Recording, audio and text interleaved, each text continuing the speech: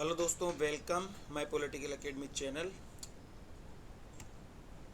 इस चैनल पे मैं आपका हार्दिक स्वागत करता हूं। आज पॉलिटिकल एकेडमी पे मैं आपके लिए लेकर आया हूं आर्टिकल्स, भारतीय संविधान के अनुच्छेद। देखो, कई स्टूडेंट्स की समस्याएं होती है कि उनको आर्टिकल्स पता नहीं है, कौन कौन से आर्टिकल में क्या लिखा हुआ है या क्या उल्लेख किया गया है। तो मैं आपको वो आर्टिकल्स ये पढ़ा रहा हूँ। अभी पूरे आर्टिकल्स जो भारतीय संविधान में 395 अनुच्छेद है उनको अपन पढ़ेंगे अलग अलग वीडियोस में। तो आज पढ़ते हैं, जितने हो सकते हैं उतने आज पढ़ लेते हैं, फिर अगला वीडियो फिर बनाएंगे। तो फर्स्ट, जो देखो, ये जो मैं पढ़ा रहा हूँ वो अपने कॉन्स्टिट्यूशन की लैंग्वेज में, भारत की संविधान में जो लिखे हुए हैं, जो भाषा का प्रयोग है उस भाषा में, उस लैंग्वेज में है। जो शब्दों का चयन है वो यही शब्द अपने जो संविधान में लिखे हुए हैं, ये है ना। तो कि लो पब्लिकेशन का आता है बैरक, है ना, उससे मैंने लिए हैं। सोचा उसी लैंग्वेज में डालूं, क्योंकि अब जो एग्ज़ाम्स आ रही है उसमें इन डायरेक्ट लैंग्वेज दे देते हैं और आर्टिकल्स पूछ लेते हैं, तो कई बार समझ में नहीं आता। इनको एक एक को समझते हुए अपन पढ़ेंगे। तो अब चलते हैं आर्टिकल्स की ओर, ठीक है। तो भारतीय संविधान का जो भाग एक है, भाग फर्स्ट, उसमें लिखा हुआ है, उसका नाम है संघ और उसका राज्य क्षेत्र। संघ और उसका राज्य क्षेत्र। संघ, अब आर्टिकल एक है उसमें संघ का नाम दिया गया और राज्य क्षेत्र के बारे में बताया गया। तो अनुच्छेद जो एक है वो कहता है भारत अर्थात इंडिया राज्यों का संघ होगा। भारत अर्थात इंडिया राज्यों का क्या होगा, एक संघ होगा। ये कौन सा आर्टिकल में, फर्स्ट, भारत के संविधान के फर्स्ट अनुच्छेद में लिखा हुआ है भारत अर्थात इंडिया राज्यों का एक संघ होगा। इसका ही जो डिविजन उपभाग है उसमें लिखा है राज्य और उनके राज्य क्षेत्र वे होंगे जो पहली अनुसूची में विनिर्दिष्ट है। यानी कि राज्य क्षेत्र में कौन शामिल होंगे, जिनका उल्लेख अपने संविधान, भारतीय संविधान की प्रथम अनुसूची में उल्लेखित, यानी कि जो अपने वर्तमान में 28 राज्य, पहले 29 थे, जम्मू कश्मीर घटने के बाद में 28 हो गए, है ना। तो उन 28 राज्यों का जो उल्लेख है ना, वो किस में, अनुसूची पहली में है। तो वे राज्य क्षेत्र वे होंगे जिनका उल्लेख किसमें है, पहली अनुसूची में।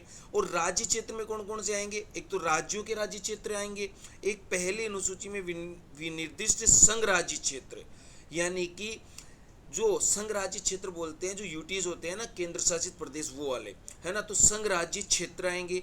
अब मैं बता देता हूँ आपकी जानकारी के लिए, पहले जब जम्मू कश्मीर को डिवाइड किया गया था दो केंद्र शासित प्रदेशों में, तो भारत में 9 केंद्र शासित प्रदेश हो गए थे, लेकिन अब वर्तमान में 8 हो गए हैं, क्योंकि दादरा नगर हवेली व दमन दीव को एक कर दिया गया। तो वर्तमान में कितने केंद्र शासित प्रदेश है, कितने यूटी हैं, 8 हैं, ठीक है। फिर इसी जो भारत का राज्य क्षेत्र, इसमें वे क्षेत्र भी शामिल होंगे जो भारत अर्जित करता है, यानी कि प्राप्ति करता है। तो ये अपने संविधान का जो भाग फर्स्ट का फर्स्ट अनुच्छेद है उसका वर्णन है। यानी कि मुख्यतः पूछा यहाँ से जाता है किस आर्टिकल में लिखा हुआ है कि भारत अर्थात इंडिया राज्यों का एक संघ होगा, या यहाँ से पूछ लेते हैं भारत राज्यों का एक संघ है, कौन से अनुच्छेद में लिखा हुआ है, तो वो क्या आएगा, फर्स्ट। फिर है सेकंड, अनुच्छेद 2। क्या है, अनुच्छेद 2, इसमें कहा गया नए राज्यों का प्रवेश या स्थापना। देखो, नए राज्यों का प्रवेश कौन करती है, संसद करती है। भारत में नए राज्यों का प्रवेश या स्थापना कौन करती है, संसद करती है। विधि द्वारा ऐसे निबंधनों और शर्तों पर जो ठीक समझे संघ में नए राज्यों का प्रवेश या उनकी स्थापना कर सकेगी, कौन, संसद। तो अनुच्छेद 2 क्या कहते हैं, नए राज्यों का प्रवेश, नए राज्यों का प्रवेश या स्थापना, नए। फिर है नए राज्यों का निर्माण। अब देखो, यहां तो प्रवेश था नए राज्यों का, ठीक है। यहां क्या है, अनुच्छेद 3 कहता है नए राज्यों का निर्माण और वर्तमान राज्य के क्षेत्रों, सीमाओं या नामों में परिवर्तन। अब देखो, जैसे कि अभी आर्टिकल 3 के तहत मान सकते हैं अपने 3 राज्य बने थे, कौन कौन, अभी तो वर्तमान नया राज्य तो कौन बना है, तेलंगाना बना है। तो ये अपन कहते, उससे पहले 2000 में बने थे, वो कौन से थे, एक तो था उत्तराखंड, ठीक है, एक था छत्तीसगढ़ और एक था झारखंड, है ना। तो ये बने थे, तो वो इसके तहत निर्माण हुआ था। यानी कि संसद किस संसद नए राज्यों का निर्माण वर्तमान राज्यों के क्षेत्रों में, सीमाओं में या नामों में परिवर्तन कौन करती है? संसद। अब नामों में कैसे? जैसे पहले उड़ीसा था नाम राज्य का, अधिनियम लाया गया 2011 में। 2011 में एक अधिनियम लाया गया, उसके तहत उड़ीसा का नाम ओडिशा कर दिया, है ना। तो इस प्रकार नामों में परिवर्तन कर सकती है संसद, है ना। वर्तमान जो राज्य हैं उनके राज्यों की सीमाओं में परिवर्तन कर सकती है, नए राज्यों का निर्माण कर सकती है। प्रवेश 2 में है, यहाँ याद रखना, स्थापना और प्रवेश तो अनुच्छेद 2 में है, और नए राज्यों का निर्माण वर्तमान राज्यों की क्षेत्रों, सीमाओं या नामों में जो परिवर्तन है वो कौन करेगी? संसद करेगी। किस अनुच्छेद के तहत? अनुच्छेद 3 के तहत। अब इसमें भी क्या नए राज्यों का निर्माण वगैरह या वर्तमान राज्यों के क्षेत्रों में, नामों में, वो सीमाओं में परिवर्तन जो करती है वो कैसे? किसी राज्य में उसका राज्य क्षेत्र अलग करके, या दो, या देखो क्या क्या कर सकती है, क्या कह रहा है, किसी राज्य में से उसका राज्य क्षेत्र अलग करके तथा 2 या अधिक राज्यों को या राज्यों के भागों को मिलाकर, अथवा किसी राज्य के भाग के साथ मिलाकर नए राज्य का निर्माण। यानी कि या तो किसी राज्य से उसका राज्य क्षेत्र अलग करके अलग राज्य का निर्माण कर देगी, या दो राज्यों के भागों को मिलाकर किसी राज्य का निर्माण कर देगी, है ना। तो इस प्रकार से फिर है ये खे क्या कह रहा है? किसी राज्य का क्षेत्र बढ़ा सकती है, उसमें दूसरे राज्य का क्षेत्र जोड़ सकती है, किसी राज्य का क्षेत्र घटा भी सकती है, किसी राज्य की सीमाओं में परिवर्तन कर सकती है, ये कर सकती है, ठीक है। आगे है, और लास्ट डे है, किसी राज्य के नाम में परिवर्तन कर सकेगी, ठीक है। तो आई थिंक आपको ये समझ में आया होगा कि नए राज्यों का निर्माण, उनकी सीमाओं में परिवर्तन, नाम में परिवर्तन, ये कौन करती है? संसद। किस अनुच्छेद के तहत करती है? अनुच्छेद 3 के तहत करती है। अब पढ़ते हैं अनुच्छेद 4। क्या? अनुच्छेद 4, पहली अनुसूची और चौथी अनुसूची, देखो शांत, बहुत बढ़िया समझो। पहली अनुसूची जिसमें संघ राज्य क्षेत्रों का वर्णन है, और चौथी अनुसूची के संशोधन तथा अनुपूरक, आनुषंगिक और पारमाणिक विषयों का उपबंध करने के लिए अनुच्छेद 2 और अनुच्छेद 3 के अधीन बनाई गई विधियां, अनुच्छेद 2 या अनुच्छेद 3 में निर्दिष्ट किसी विधि में पहली अनुसूची और चौथी अनुसूची के संशोधनों के लिए ऐसे उपबंध अंतर्विष्ट होंगे जो उस विधि के उपबंध को प्रभावी करने के लिए आवश्यक हो, तथा ऐसे अनुपूरक, आनुषंगिक और पारमाणिक उपबंध भी जिनके अंतर्गत ऐसी विधि से प्रभावित राज्य या राज्यों की संसद में अथवा विधानमंडल में या विधानमंडलों में प्रतिनिधित्व के बारे में उपबंध है, अंतर्विष्ट हो सकेंगे, जिन्हें संसद आवश्यक समझे, ठीक है। इसका पार्ट 2 है, पूर्वोक्त प्रकार की कोई विधि अनुच्छेद 368 के प्रयोजनों के लिए इस संविधान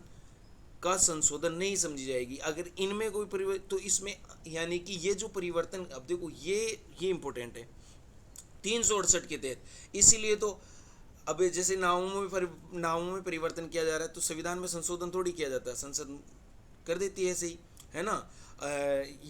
यानी कि जो आर्टिकल 3 के तहत, वो 2 और 3 में, आर्टिकल 2 यानी अनुच्छेद 2 और अनुच्छेद 3 में जो कुछ भी संसद कर रही है उसके लिए 368 के प्रयोजनों के लिए संविधान में संशोधन नहीं समझा जाएगा, यानी कि वो बिना संविधान संशोधन के कर सकती है, ठीक है। तो ऐसा कुछ है ना। तो ये आर्टिकल क्या है? 4 है। इसमें स्पष्ट कर दिया गया कोई भी विधि अनुच्छेद 368 के प्रयोजनों के लिए इस संविधान का संशोधन नहीं समझी जाएगी, ठीक है। फिर आगे चलते हैं। तो अपने देखा भाग 1 कहाँ से कहाँ तक है? भाग अनुच्छेद 1 से लेकर 4 तक वर्णित है। अनुच्छेद 1 से लेकर 4 तक वर्णित है। सबसे इम्पोर्टेंट अनुच्छेद 1 है, जिसमें नॉर्मली पूछ लिया जाता है भारत राज्यों का एक संघ है, कौन से अनुच्छेद में कहा गया है? तो वो किस में कहा गया है? अनुच्छेद 1 में कहा गया है। और फिर इम्पोर्टेंट आता है कि किसी नए राज्य का प्रवेश, ये अपन कह सकते हैं कि स्थापना किसके तहत? 2 के तहत। और 3 में क्या? नए राज्यों का निर्माण या सीमाओं में परिवर्तन, है ना। और नामों में परिवर्तन, वो किस में? आर्टिकल 3 में, ठीक है। फिर है, पढ़ते हैं भाग द्वितीय। कौन सा? भाग सेकंड है नागरिकता। भाग सेकंड क्या है? सिटीजनशिप, नागरिकता। देखो याद रखो।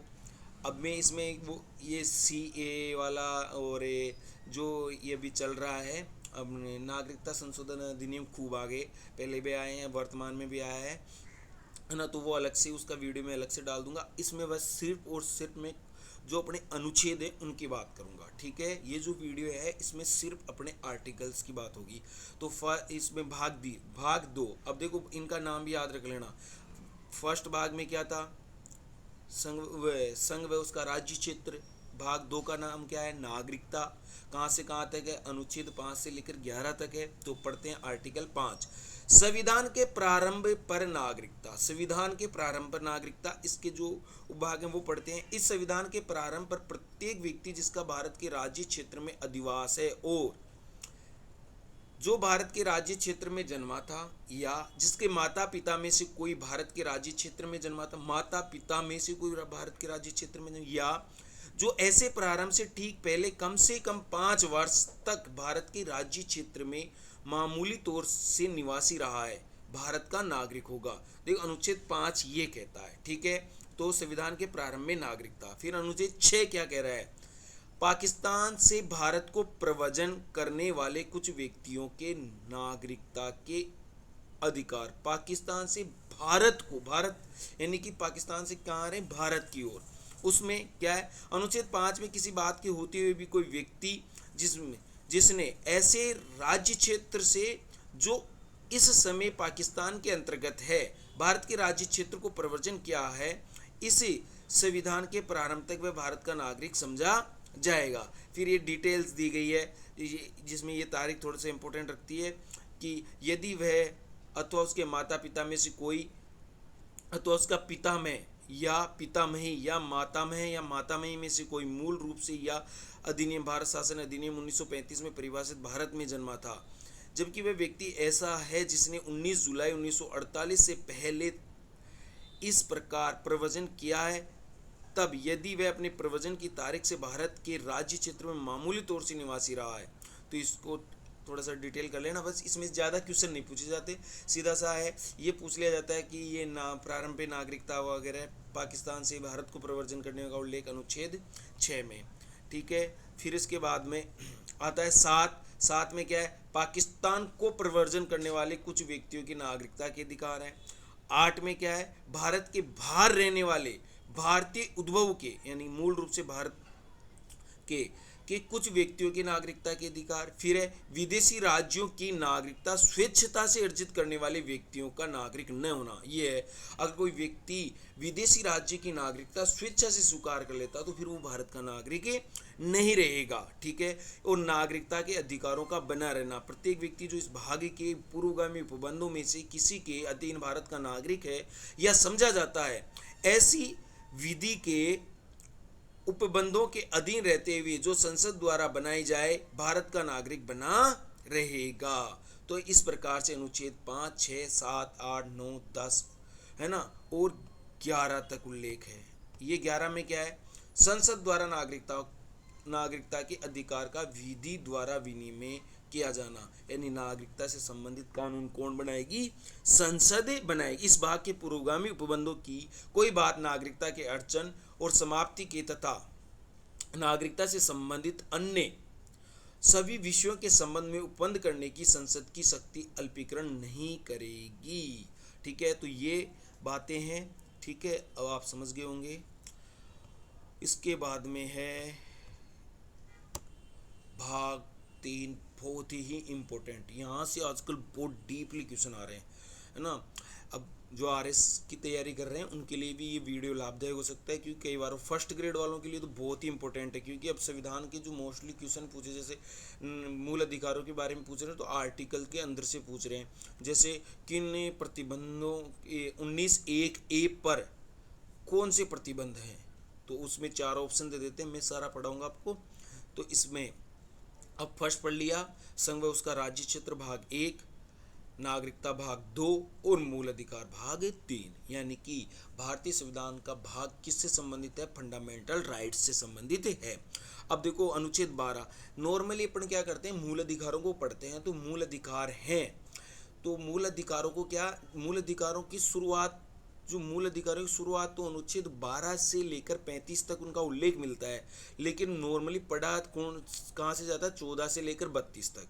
तो ये ध्यान रखें कि मूल अधिकारों का जो वर्णन है वो तो अनुच्छेद 12 से लेकर अनुच्छेद 35 तक उनका वर्णन किया गया है, लेकिन पढ़ा कहाँ से जा रहा है, 14 से। तो क्योंकि 14 से स्टार्ट हो जाते हैं, फिर मूल अधिकार से समानता का अधिकार कहाँ से स्टार्ट हो रहा है, 14 से 18 तक, तो वहाँ से पढ़ा दिया जाता है। लेकिन अब देखो, संविधान निर्माताओं ने बहुत अपना जो कॉन्स्टिट्यूशन है वास्तव में बहुत ही गजब लिखा हुआ है। कैसे कि देखो, मूल अधिकार किसके विरुद्ध मिलते हैं, राज्य के विरुद्ध मिलते हैं। किन को मिलते हैं, नागरिकों को प्राप्त होते हैं या नागरिकों को मिलते हैं। यानी कि राज्य संविधान मूल अधिकार किसको देता है, नागरिकों को। किन के विरुद्ध देता है, राज्य के विरुद्ध देता है। तो सबसे पहले तो अगर हनन करेगा तो राज्य करेगा, तो राज्य कहते ही किसे है, ये सबसे फर्स्ट क्वेश्चन अगर दिमाग में, जब अपन अच्छे से पढ़ते हैं तो अपने दिमाग में आता है कि मूल अधिकार जब राज्य के विरुद्ध दिए गए हैं तो राज्य किसे कहेंगे, कि राज्य कहेंगे किसे। तो इसका उल्लेख सबसे पहले अनुच्छेद 12 में किया जाता है। अनुच्छेद 12 में राज्य की परिभाषा दी गई है। इसमें पढ़ते हैं अनुच्छेद 12, इस भाग में, कौन से भाग में, भाग 3 में, जब तक कि संदर्भ से अन्यथा अपेक्षित न हो, राज्य के अंतर्गत भारत की सरकार और संसद, यानी कि लोकसभा, राज्यसभा, संसद पूरी, तथा राज्यों में से प्रत्येक राज्य की सरकार और विधानमंडल तथा भारत के राज्य क्षेत्र के भीतर या भारत सरकार के नियंत्रण के अधीन सभी स्थानीय और अन्य प्राधिकारी, यानी कि जो स्थानीय स्वशासन संस्थाएं हैं ना, नगर या नगरीय, वो भी आ गए इसमें, है ना।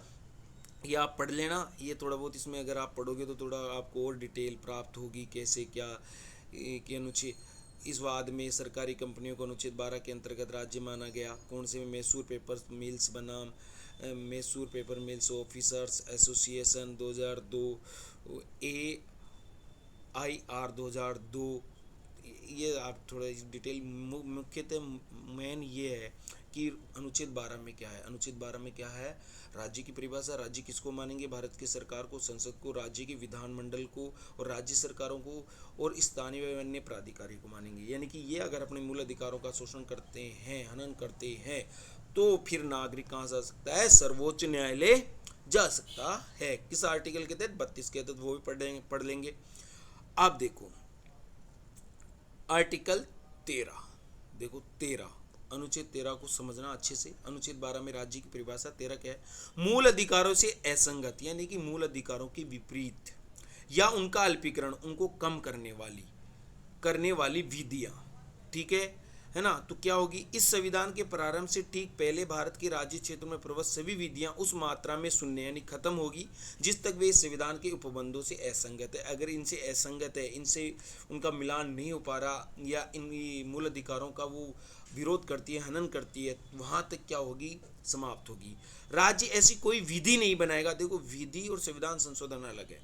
राज्य ऐसी कोई विधि नहीं बनाएगा जो इस भाग द्वारा प्रदत्त अधिकारों को छीनती है या न्यून करती है, और इस खंड के उल्लंघन में बनाई गई प्रत्येक विधि उल्लंघन की मात्रा तक क्या होगी, शून्य होगी, ठीक है।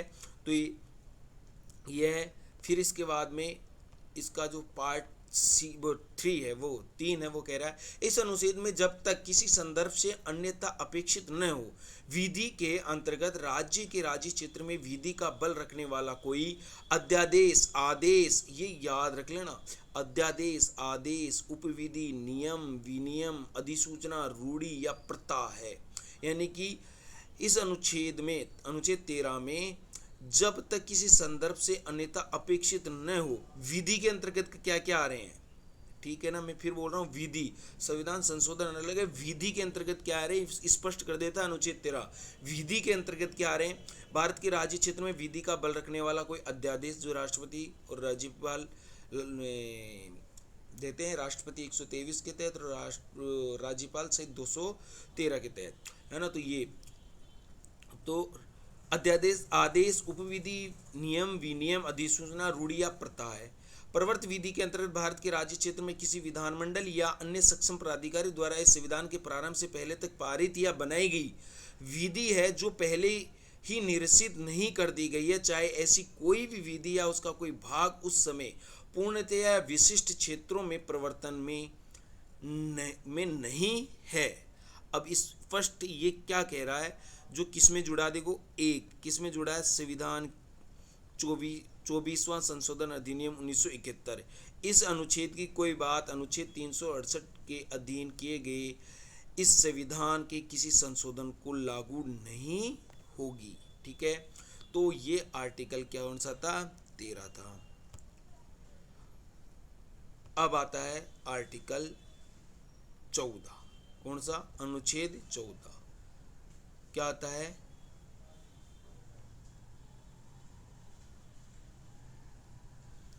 अनुच्छेद 14 ये भी पढ़ लेना। क्या व्यक्तिगत विधि, शब्द विधि अनुच्छेद 13 के अर्थांतर्गत है, तो ये थोड़ा पढ़ लेना। फिर आता है, अब चालू होते हैं वह संविधान में जो 6 अधिकार, मूलतः 7 थे, है ना, अब वर्तमान में 6 है, तो 6 में फर्स्ट है समता का अधिकार या समानता का अधिकार। अनुच्छेद 14, विधि के समक्ष समता।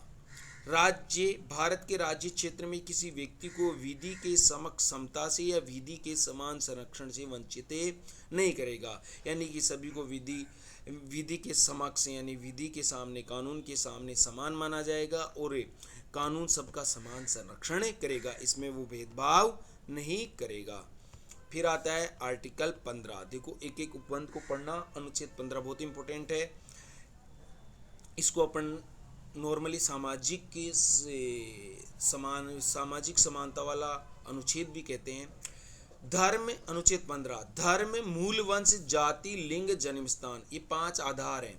धर्म, मूल वंश, जाति, लिंग और जन्म स्थान के आधार पे भेदभाव का प्रतिषेध किया गया है ना। इसके फर्स्ट में है, राज्य किसी नागरिक के विरुद्ध केवल धर्म, मूल वंश, जाति, लिंग, जन्म स्थान या इनमें से किसी के आधार पे कोई भेदभाव नहीं करेगा। 15(2) में लिखा है, कोई नागरिक केवल धर्म, मूलवंश, जाति, लिंग, जन्म स्थान या इनमें किसी के आधार पे दुकानों, सार्वजनिक भोजनालयों, होटलों, सार्वजनिक मनोरंजन के स्थानों में प्रवेश या पूर्णतः या भागतः राज्य निधि से पोषित या साधारण जनता के प्रयोग के लिए समर्पित कुओं, तालाबों, स्नान घाटों, सड़कों और सार्वजनिक समागम के स्थानों के उपयोग के संबंध में किसी भी नियोक्ता दायित्व, निर्बंधन या शर्त के अधीन नहीं होगा। ठीक है, यानी कि इन आधारों पे सार्वजनिक दुकानों, भोजनालयों या से जो सार्वजनिक कुएं हैं, तालाब हैं, उनमें इन आधार पे प्रवेश के लिए क्या नहीं किया जा सकता, भेदभाव नहीं किया जा सकता। फिर भाग 15(3) क्या कह रहा है, इस अनुच्छेद की कोई बात राज्य की स्त्रियों और बालकों के लिए कोई विशेष उपबंध करने से निवारित नहीं करेगी। ठीक है, यानी कि राज्य की स्त्रियों और बालकों को विशेष उपबंध किया जा सकता है।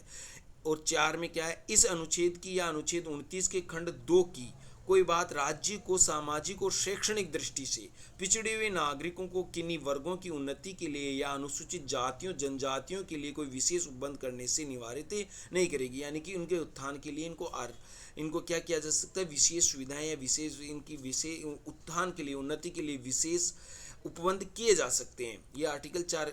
अब 15(5) क्या रहा है, इस अनुच्छेद या अनुच्छेद 19 के खंड 1 के उपखंड 6 की कोई बात राज्य को सामाजिक और शैक्षणिक दृष्टि से पिछड़े हुए नागरिकों के किन्हीं वर्गों की उन्नति के लिए या अनुसूचित जातियों, जनजातियों के लिए विधि द्वारा कोई विशेष उपबंध करने से निवारित नहीं करेगी।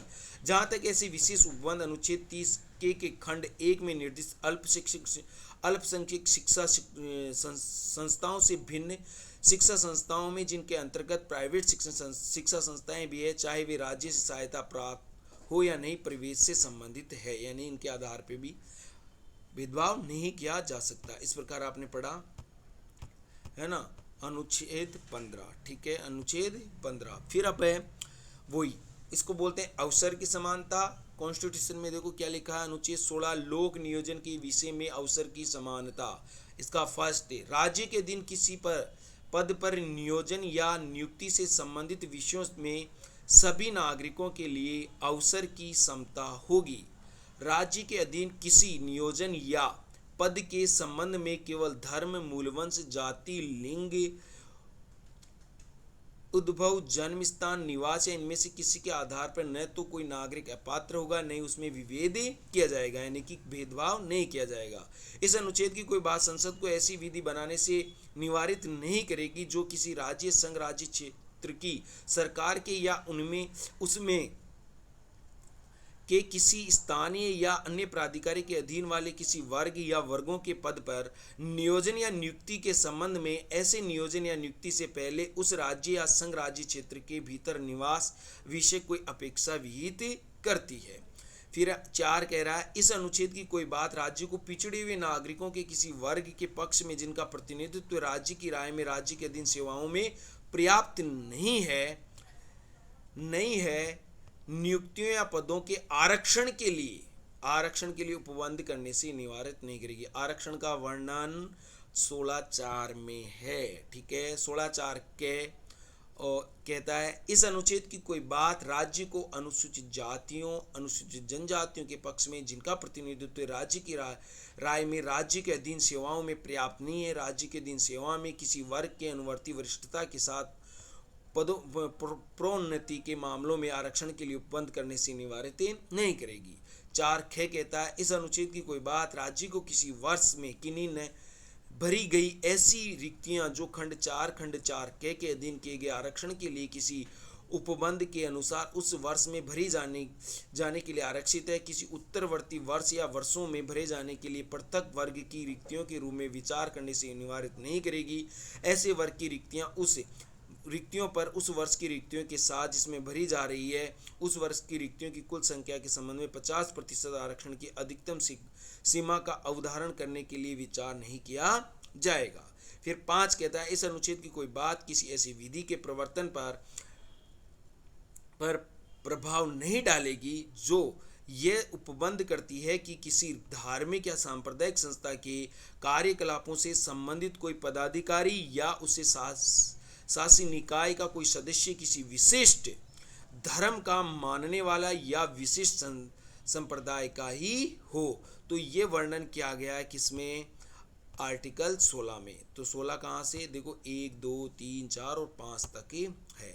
फिर अनुच्छेद 17 कहता है अस्पृश्यता का अंत, छुआछूत का अंत। अस्पृश्यता का अंत किया गया है और उसका किसी भी रूप में आचरण निषिद्ध किया जाता है। अस्पृश्यता से उपजी किसी निर्योग्यता को लागू करना अपराध होगा जो विधि के अनुसार दंडनीय होगा। अब कई बार अस्पृश्यता का उल्लेख तो संविधान में है लेकिन इसको परिभाषित नहीं किया गया कि अस्पृश्यता क्या होती है। इसके लिए अलग से अधिनियम 1955 में बनाया था, है ना।